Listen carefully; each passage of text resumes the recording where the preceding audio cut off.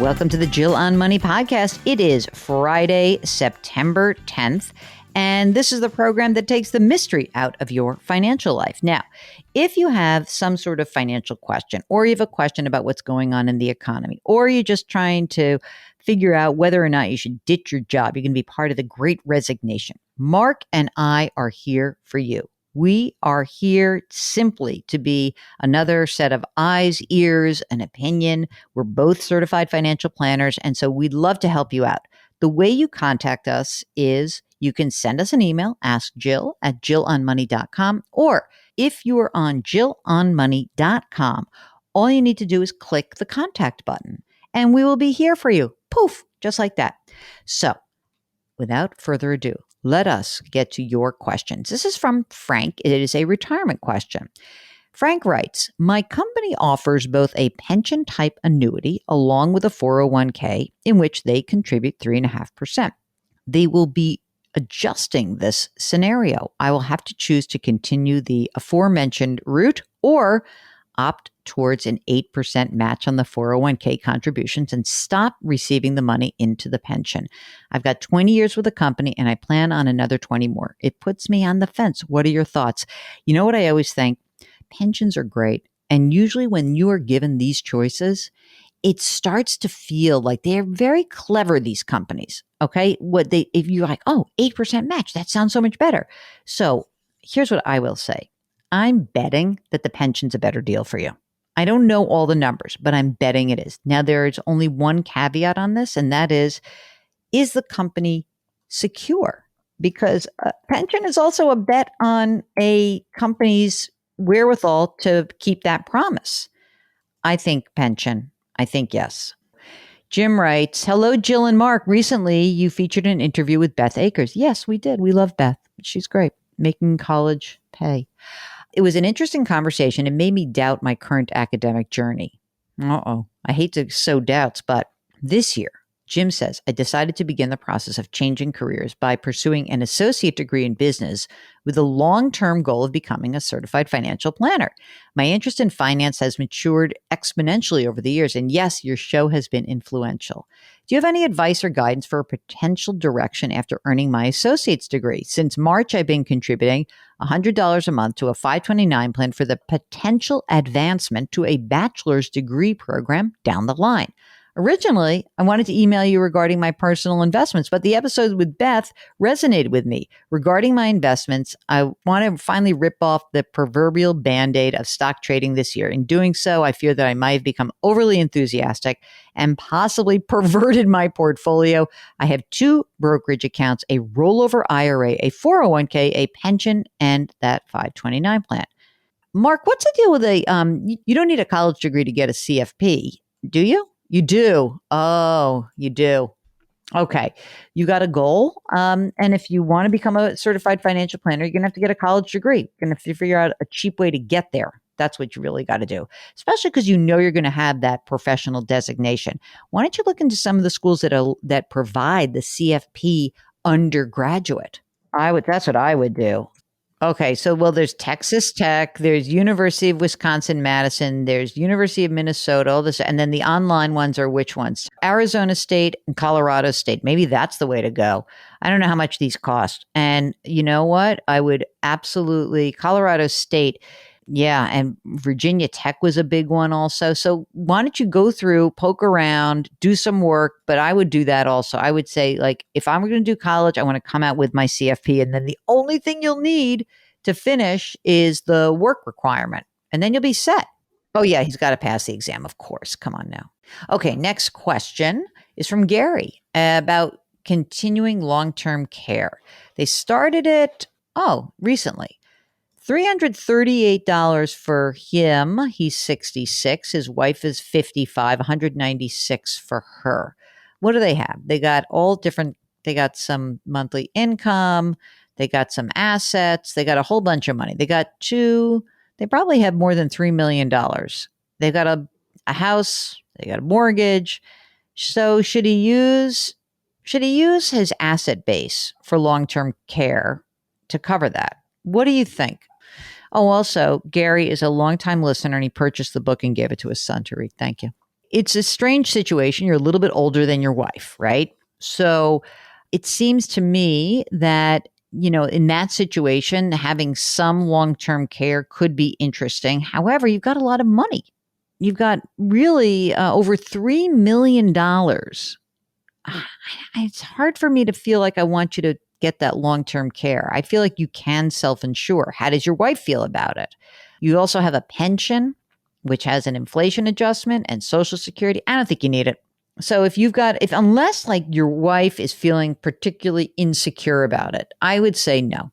Okay, Natalie writes, my husband and I had our first house for 10 years. We recently moved. We bought a $320,000 house with a 20-year mortgage. The interest rate, 3.125%.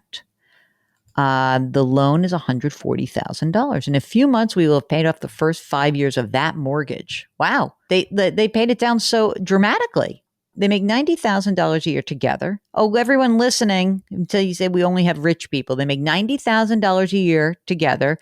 They max out their Roth IRAs and they put in $300 a month, each of them. So $600 total into their retirement accounts. They also save $200 a month for their kids' university. Natalie, you get the gold star today.